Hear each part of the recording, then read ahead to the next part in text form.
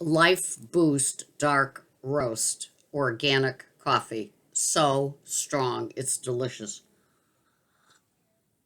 Hi, everybody. This is Sarah the Shopper with another tale of the wildness of being out there and making those purchases and serving the non tipping customers and just enjoying the heck out of the 10-degree weather with the wind chill bringing it down to below zero with the spitting rain or the spitting wind. And yeah, it's just what we do, isn't it?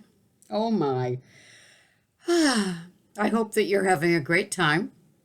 I know that I am. I was watching one of Jen on the Go's videos and I was drinking my coffee and enjoying it, rather than making a video.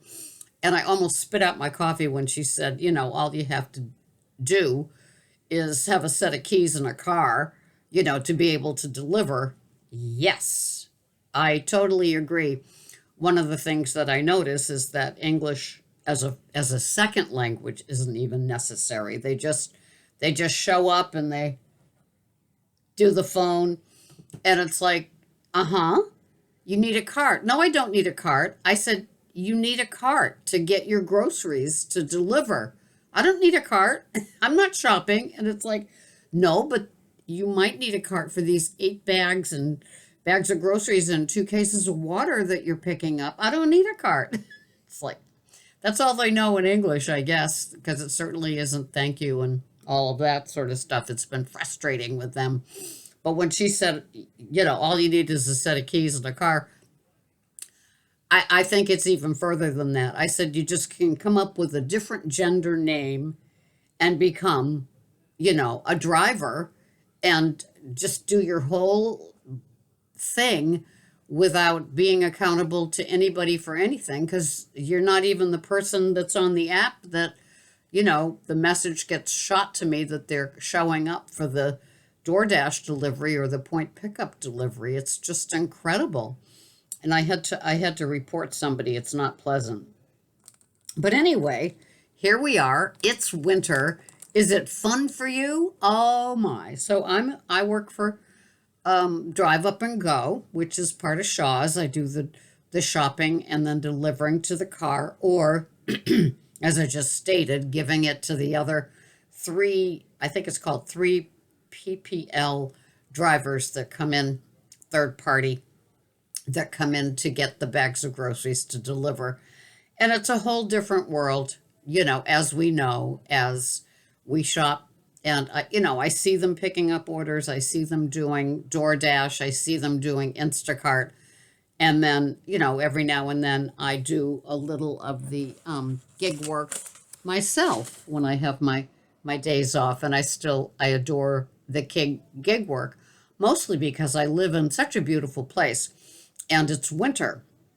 And I love driving around on the beautiful back roads of Cape Cod and seeing just the beautiful winter scenery of the bogs and the inlets and the ocean, even if it's angry and gray. It's just really nice. And the beautiful homes, incredible areas of Cape Cod that I'm not aiming towards in the summer because it's so congested.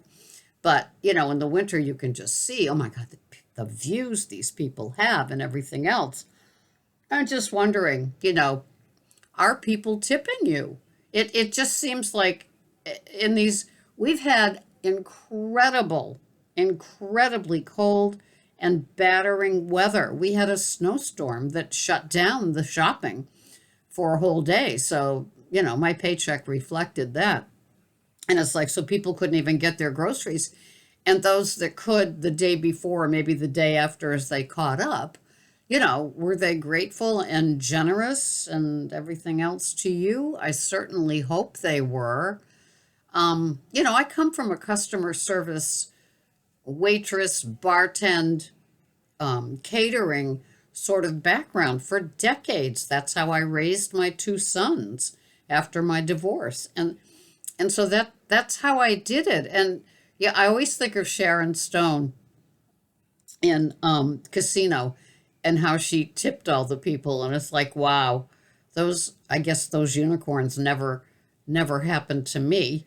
But when they do you ever get like such a wonderful tip that it's like, whoa, this is great. I'm so happy. Thank you. Thank you. Excuse me. I'm choking on my words with the tip as if I got one, right?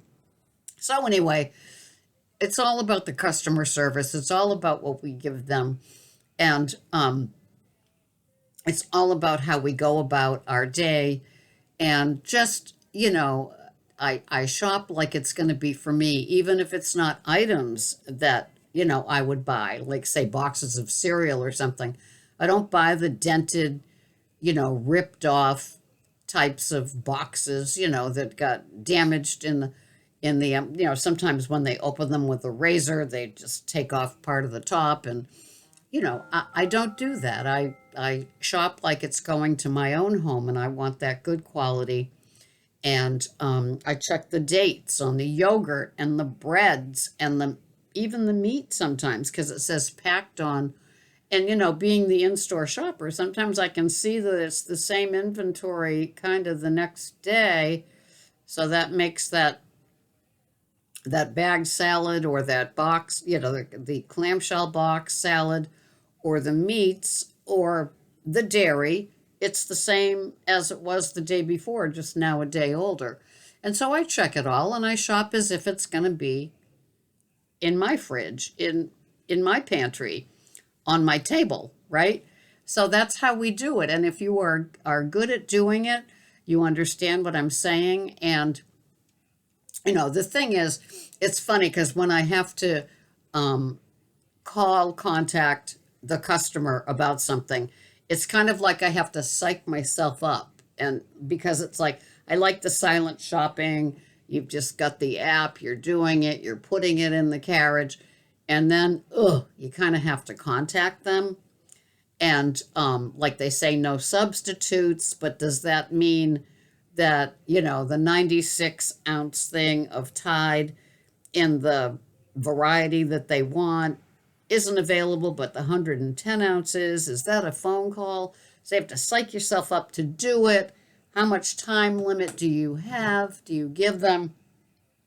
What I find that I'm doing, and when I train new people to the in-store shopping, when it comes time to calling a customer, I always give them a time limit.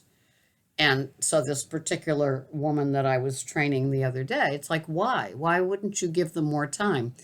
Because I said they're either like thinking that you're a telemarketer because they don't recognize the number, or, they're not available. They're not available in the 15 minutes any more than they would be in the hour. And I said, when you're busy, you can't babysit these items forever. You need to move on with the order and process it because metrics, corporate metrics, just like it is if you're like an Instacart shopper, your own metrics of, maybe why you get an order and why you don't get an order. It's been rather bleak. I know that, I check out the Instacart app on my day off, and it's like, I love it when they send the graphic of this is the busiest time of day, and it's like from 11 to 1 in the daytime. And so, okay, I'm ready. It's 11 a.m. Crickets. And it's like, oh, there's no available orders, and this is the busiest time of day. And my rating right now is 4.96, which I guess is good, not great, not perfect 5. I can't get to the 5 because I never get a batch to do the way that I shop to like make the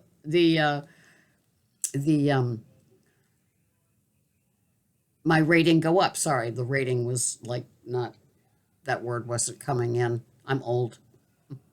So anyway, I hope that like what you're doing is working. I hope you're getting batches. I know that I was approved for Cornerstone, but I don't think we have it here on the Cape, so I'd have to go over the bridge, like leave the Cape and go to what we call the South Shore. It's south of Boston.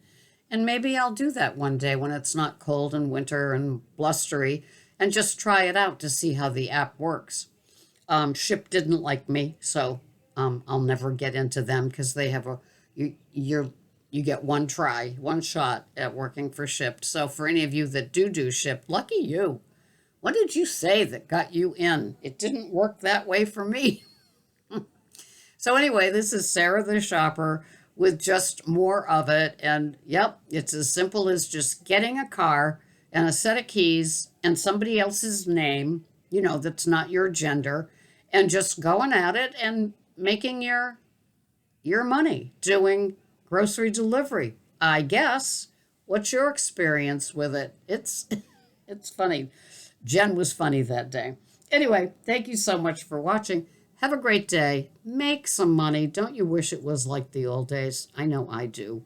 Thanks for watching. Bye-bye for now.